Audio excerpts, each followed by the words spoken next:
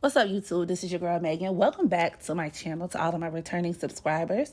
However, if this is your first time joining me on today, welcome. It's here that we use information from celestial bodies to help us gain a better understanding of our favorite celebrities, world events, but most importantly, our damn selves, okay? So go ahead, thumbs up is the video, because I know you want to, okay? Sub to become a part of the family, share this video with a friend, all that good stuff.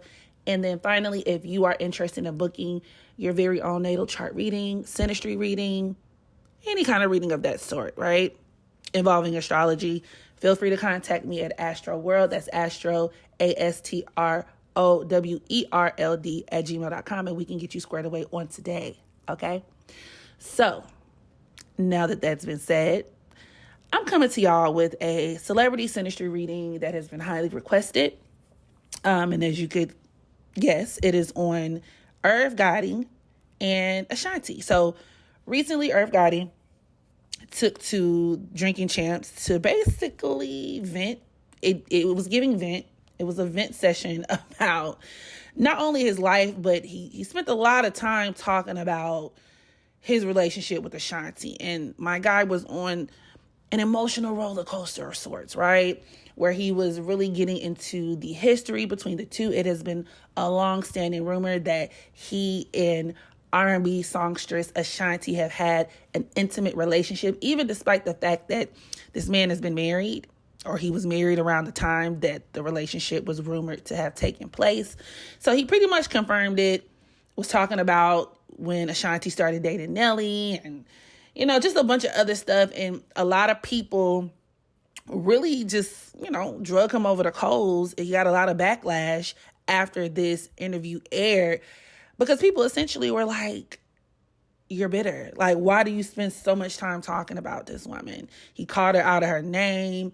It was more than him just really telling his story. From my vantage point, it really seemed like he had like a chip on his shoulder. But meanwhile, Ashanti never talks about this man. So it was, it was really interesting to see. He was very emotional. You could tell he was still very much invested into whatever love story they had going on in the past. And he wasn't really over a lot of different things that happened between the two of them. Okay. So what I wanted to do, of course, was to put this into more of an astrological context and dissect the dynamic of Ashanti and Irv Gotti's relationship to see if it matches up with some of the things that Irv was talking about, or at least just what the public's perception of their relationship is. So without further ado, let's go ahead and get started. So we have Ashanti, who was born on October 13th, 1980 at 1:32 p.m. in Glen Cove, New York. And then Irv Gotti was born in Queens, New York on June 26, 1970. We don't have a time of birth for him, but we can still safely deduce this man is a Cancer. The minute I realized he was a Cancer, I said, no wonder. Okay. An archetype of Cancer, because Cancer is one of those signs that tends to hold on to memories. Cancer deals with attachment in and of itself. So in its lowest vibration, it could be codependency, but it could also be a person who refuses to let go, right? He definitely gives those vibes because for a lot of these people, the past is associated with emotion. Cancer is also the sign that deals with emotions, our innermost, feelings and things of that nature. And a lot of times, your past kind of runs concurrent with emotions or how something made you feel at the time. So a lot of Cancers, especially if they are on the dark-sided end of the spectrum, right, are people who will have a really hard time getting over an ex, if at all. Some of these people can be grade A torchbearers, meaning the unrequited love that they could have for a person. There could be a lot of unrequited feelings that just kind of drag on and on and on. And a lot of Cancer men, especially if they don't have other energies to balance it out within their natal chart, this could kind of almost make them come off as very like effeminate. And, not to say that, men are not allowed to express emotions and whatnot, but the way that they show up in the world can be very similar to what most people would expect from women. And I'm not going to lie, he was giving catty vibes. He kind of does give catty vibes. But getting into the synastry of it all, some of the things that I observed that definitely made this whole dynamic make sense. Number one, we have the fact that Gotti has his Neptune, which is at the 28th degree of Scorpio, conjoined to Ashanti's Mars at the 1st degree of Sagittarius.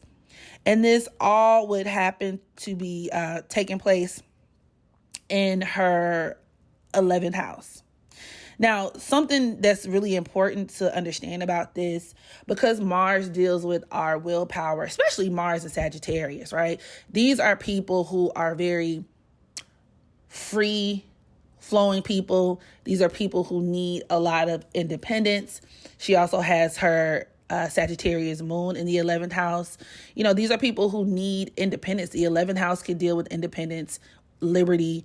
Sagittarius as an archetype oftentimes points to like freedom, and any type of afflictions we have to these energies, to these planets, can signify something that could be a potential threat to that.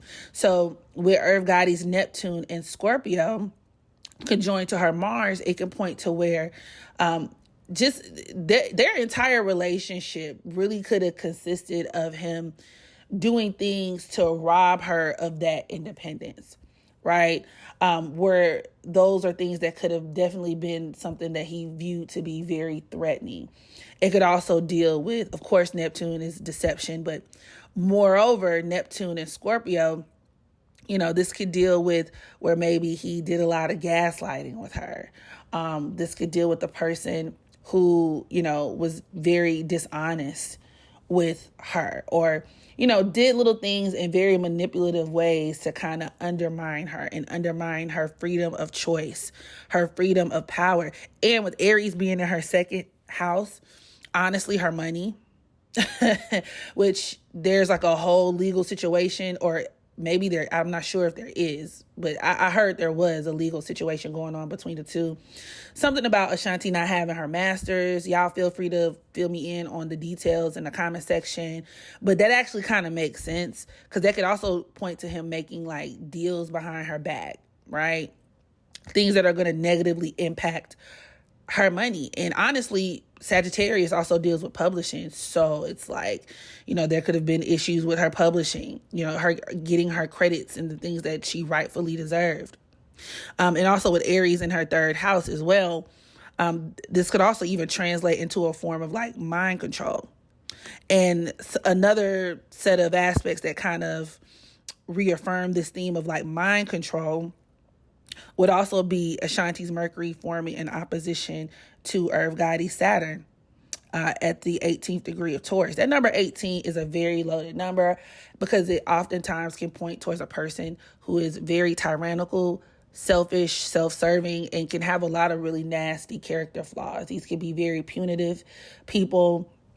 And so that opposition, I don't like Mercury, Saturn oppositions, or even squares in synastry readings, just because the person with the Saturn energy often wields a lot of authority and control over the mind of the Mercury individual, right? Now, if positively aspected, this could deal with a situation where the Saturn individual, you know, of course, would be older, which Gotti is, but they would be more of a guiding influence in their lives, right? Like the person could actually offer the Mercury individual something substantial. You know, they could show up in their lives as like a teacher, or, you know, somebody who could really guide the individual, and it could create like a relationship that actually could be very mature. But if harshly aspected, it's about cruelty, it's about dominance, it's about power and control. And with Saturn and Taurus, once again, that theme of like doing this through money could definitely come up once again, right? So it's not a good look. On top of that, Gotti has his Saturn squaring Ashanti's Leo North Node in her 7th house. The 7th house can deal with legalities. And with her being a Leo North Node, this could also point towards that. I don't know if there is a legal transaction, going on right now in terms of like maybe her suing. If not, there very well could be. She's also a Libra sun, with her sun conjoined to Pluto. A lot of Libras may even find themselves, and that's because Libra is the natural ruler of the 7th house. So a lot of Libras could find themselves in situations potentially where maybe they have to, face a lawsuit, sue someone or something to that matter, right? Where they have to get really familiar with the legal system. And with the sun also dealing with the men in a woman's life, the sun also rules Leo. His Saturn squaring her Leo North Node in the 7th house also kind of symbolizes that, one of the bigger challenges or obstacles that Ashanti faces, especially within her career, within the entertainment industry, that Leo energy is going to surround like the business part, the business aspects, being able to, once again, get her credit, which is very Saturn and Taurus, being able to get what's hers. Sun, Pluto individuals in general as well could also find themselves in situations where they're dealing with just a lot of like very, there could be a lot of abuse of power. And when we talk about Libra, you have to be really careful about like the documents that you sign or, the partnerships that you find yourself in, whether it be business, but also like in relationships, interpersonal relationships, romantic relationships, because a lot of these men could abuse their stance in your life. And Ashanti could also have some daddy issues that come along with it too, that, could play into, the dynamic in terms of why she would even be attracted to men like Irv Gotti at any point in her life. But some other themes that come along with that Saturn North Node square between Irv Gotti and Ashanti would be like issues involving respect, pertaining respect, where she's not getting the respect that she deserves.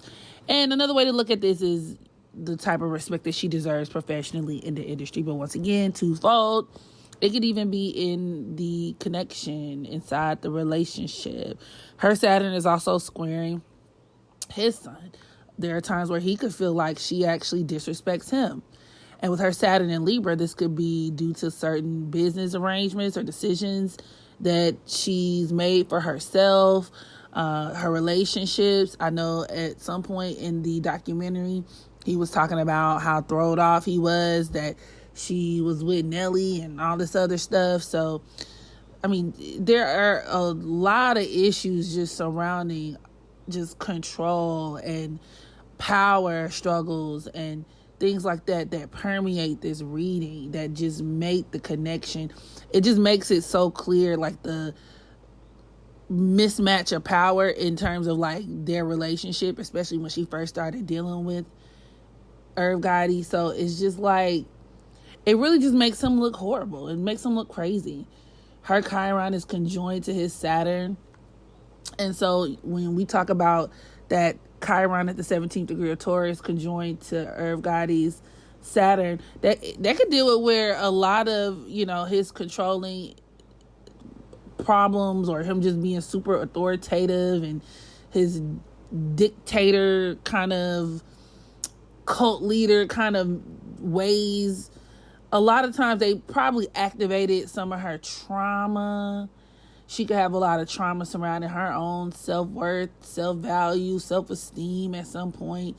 And with her Chiron squaring her nodes, especially that Leo North Node, these are things that are naturally going to be activated in her relationships, which can manifest in her taking a lot, being somewhere way longer than she probably should be, dealing with something for a lot longer than she probably should. So, it's just not cute. It's just really not. There's nothing about their synastry, although they do have some positive aspects. And I said I was going to get better at pointing out positive aspects. But when I'm talking about just blatantly fucked up connections with fucked up people, it's kind of easy to overlook those. But like, for example, their moons do trine one another. So, that could deal with where they definitely related to one another in terms of like, their personalities mesh. They could be very, vivacious, fun-loving people where the relationship was just really exciting. Getting to know one another, learning one another could have been a very exciting process. You know, stuff like that. Like, I'll give him that. I'll give him that. Ashanti's Jupiter at the 27th degree of Virgo is sextiling Earth Goddess Neptune. That could deal with where she put all of her faith and trust in him, and he actually delivered. Where she got, you know, I mean, she was treated like a princess. But her Jupiter is also conjoined to his Pluto, and it's like her Jupiter in Virgo, you could look at this as her career being in his hands, and with him also being a Virgo South node, that just kind of reaffirms a lot of those, once again, dark-sided, deep-seated, micromanaging, control issues, and where it could activate a lot of his obsessive behavior, where he probably didn't let her out of his sight. He was in control of all the moves in the background. Probably even when it came to travel, he probably traveled with her, couldn't take his eyes off of her. And once again, as a dark-sided Cancer man, even though the relationship is done, all over and done with, you know, Cancer is one of those signs that could hold on to a lot of unrequited love, a lot of unrequited feelings or connections or attachments. And with him having that Aries moon conjoined to Chiron, it's just easy for him to charge it to the game. And any time he is triggered emotionally, just kind of fall that under the, like, I hate women category, fuck that bitch box. Which he did. I mean, it's just, he clearly hasn't moved on. I don't really know what else to say about this. I'm gonna go ahead and end this video here. It's a hot mess. The Synastry, don't like it, but I'm glad she's away from him at this point. She might want to put a gag order on him. That could be another way that her Saturn squaring his Mercury could play out, right? Maybe she just do something to get that nigga to shut the fuck up, especially with her Saturn in Libra. That's like some sort of, you know, litigation or something. So, yep, this concludes my video. Y'all drop down in the comment section. Let me know what y'all think about this connection. What did y'all think about Irv? Got it. People lie. Got more head than he got body. Well, in this case, he got a lot of body too. I don't know. What y'all think about him in this situation? Drop down in the comment sections, and make sure you practice unconditional self-love so that you can love others as well. And I will catch y'all in the next video. Bye.